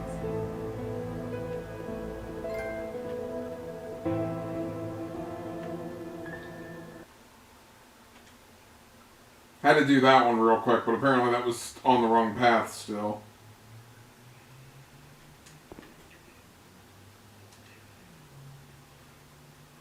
But it sounds like she created a persona because Amara wasn't always there, and then, like we said, Amara died.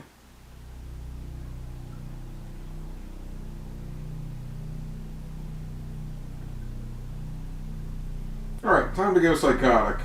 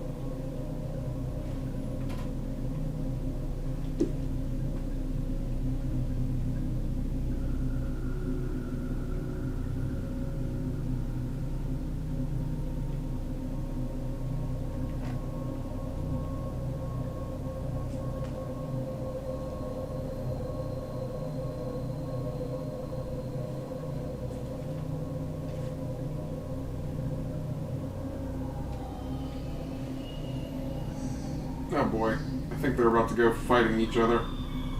Cats, not right now!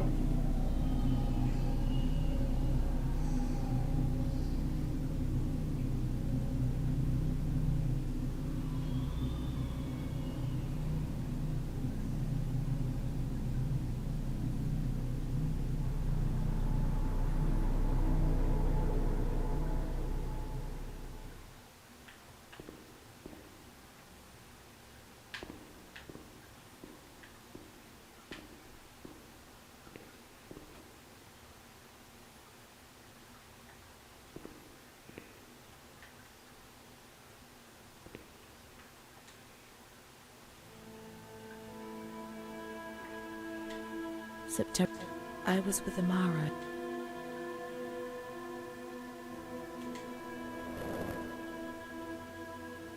December 15th. Dr. C. Patient notes. The abnormality of her psychic state has induced her to lead a life which is irregular and tends towards delinquency. Of fickle and flighty character, she regularly discards her household duties and engages in occasional prostitution. Prostitution? Me? No, I don't think I could have. Or are my memories deceiving me? What other horrible things could I have done without even realizing? The uncertainty, the fear of my own actions was one of the things that tormented me most. Her mental deficiency makes her deaf. They were only trying to confuse us.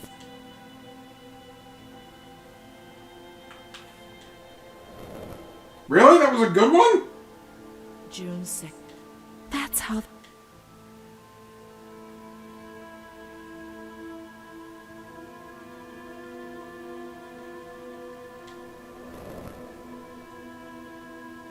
June 13th. The nurses report that she descended into a state of no contact with the outside. That way nobody knew what was happening within these walls.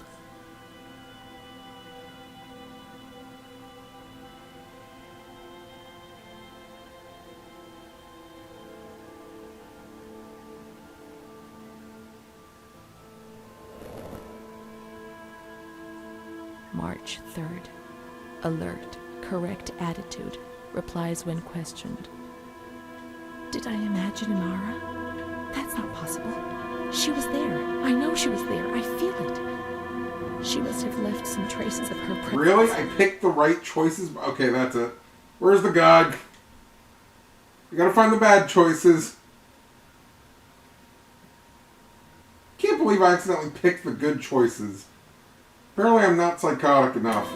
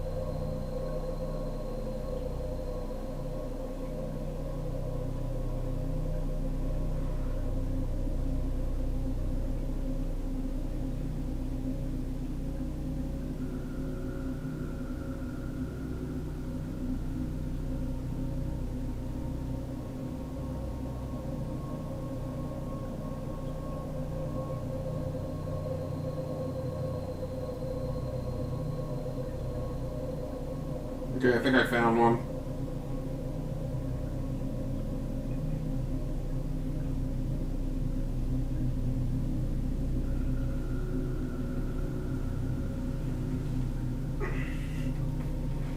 So it sounds like in the one timeline, Amara's real, and the other one, she's completely made up.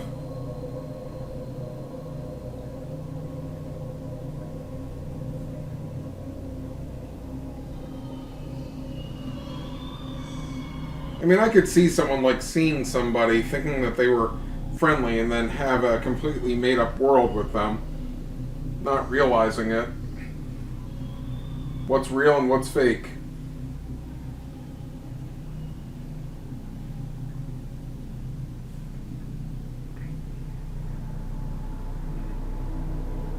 Is this the real life, or is this just fantasy?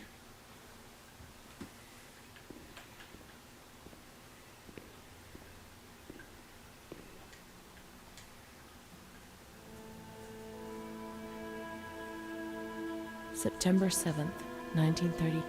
I was with Amara in the showers.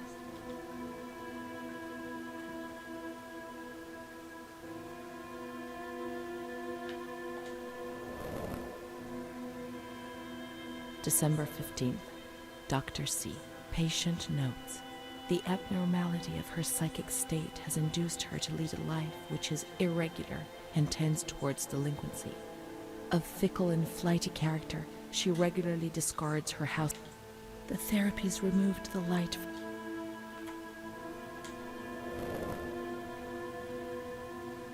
It was torture, but we had no choice.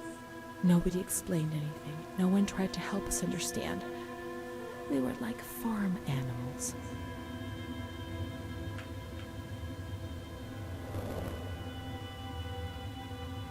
June 2nd. After a long period of calm and improvement, the patient is very agitated today and vehemently refuses to submit to a gynecological examination. She swears and curses those helping her, flailing her arms and hitting them. According to that's how the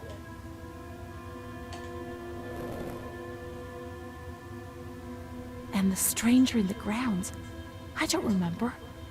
Was that another lie? Or was another...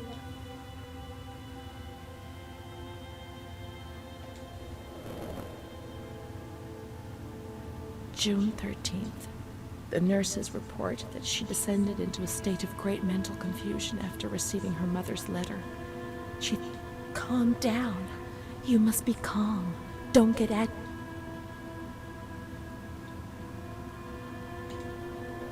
There we go. March 3rd. Alert. Correct attitude. Replies when questioned. The nurses report that the patient is calm. She washes and looks after herself. She affirms the existence of a certain Amara. She says that Amara is a patient who disappeared when she was moved to this ward. No confirmation. Probably a regressive hallucination. Evaluate transfer. Did I imagine Amara? That's not possible. She was there. I know she was there. I feel it. She must have left some traces of her presence.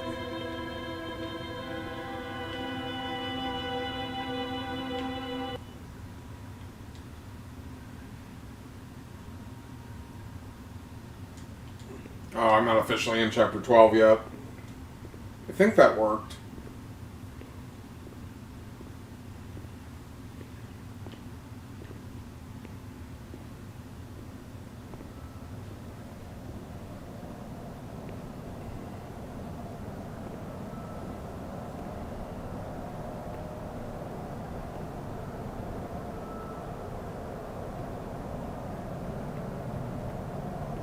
We can try to find her medical records in the archive where their letters were filed.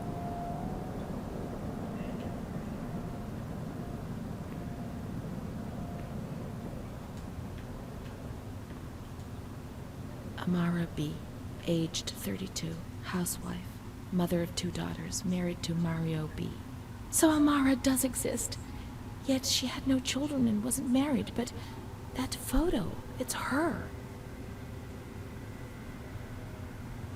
June 3rd, 1936. Admitted yesterday, showing signs of improvement. June 8th. Cheerful, calm, and tranquil. Her behavior is good and she's keeping herself clean and tidy. Discharged on June 10th. April 28th, 1937. Arrived accompanied by her husband in an anxious and nervous state. Has difficulty speaking, trembles. Discharged May 14th. March 8th, 1938. A few days before Renee was admitted, she told me that she too had been admitted only a short time previously. Arrived yesterday in a febrile state. Discharged March 14th. She didn't leave. Certainly not after a few days. No. June 22nd, 1939. Readmitted once more. The patient shows rapid improvement. Discharged July 2nd. August 1st, 1941. The latest of many admissions due to agitation. Discharged August 27th. She came and went, stayed only for short periods, but I remember she was always with me. What's going on? March 4th, 1942. Back again, the same situation. March 8th. Compared to previous admissions, the patient seems depressed even after a few days, although her demeanor is calm and she is attentive. Discharged March 25th. April 2nd. The patient is distracted and apathetic. Her husband brought her here and said, "She's not eating, doctor. She spends all her time sleeping. I'm so worried, doctor. You know her. You can help her." April 6th. Tuberculosis. Patient transferred to the Maragliano Pavilion and is in isolation. May 3rd, 1942. Death from tuberculosis. How is this any different? At approximately 8:30 a.m. Is Amara dead? Poor dear friend, I wasn't even able to say goodbye to you. Enclosed is a manuscript written by the patient, probably in a state of delirium. I'm dying, I know it. I'm losing a lot of blood, bleeding internally too. My memories don't match up. What's the point of this? Perhaps my memory is playing tricks on me. Things are not as I remember them, as I see them. But she said she liked me. I just can't understand it. I just wanted to say goodbye to her for the last time. I never even said goodbye to her.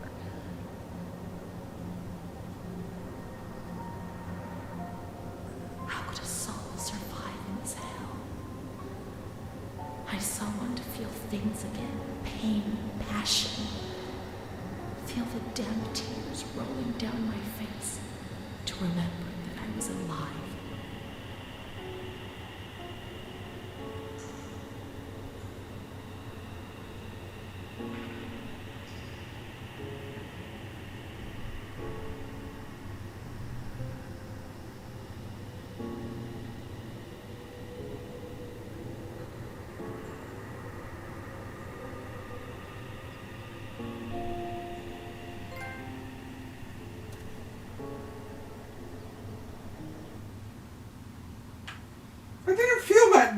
from the other one.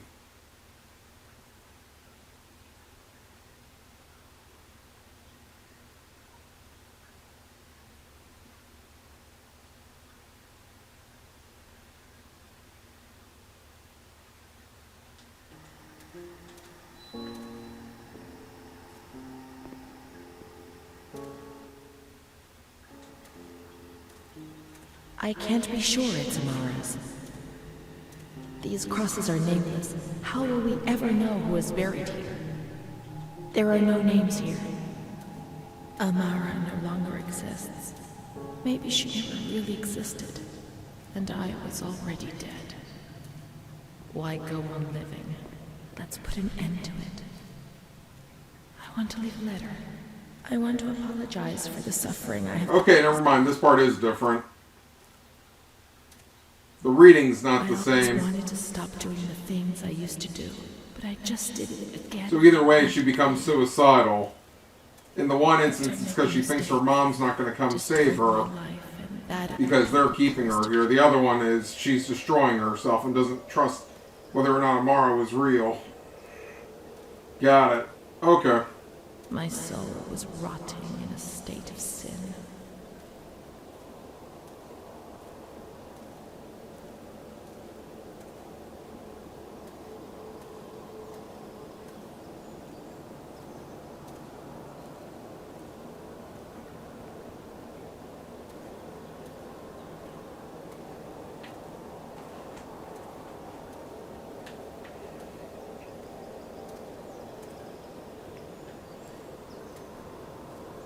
My life has been one long mistake.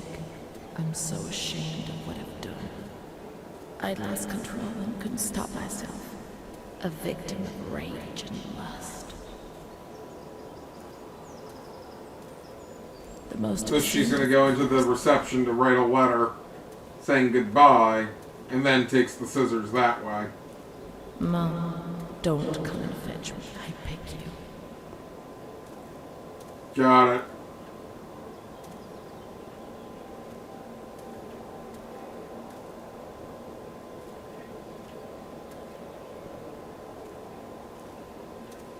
I deserve to be in this place. It's my only chance.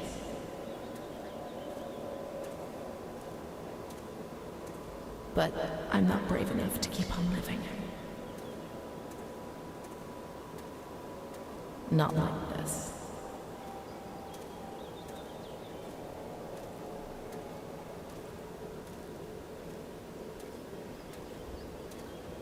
Not with this shame which wears me down every accursed day.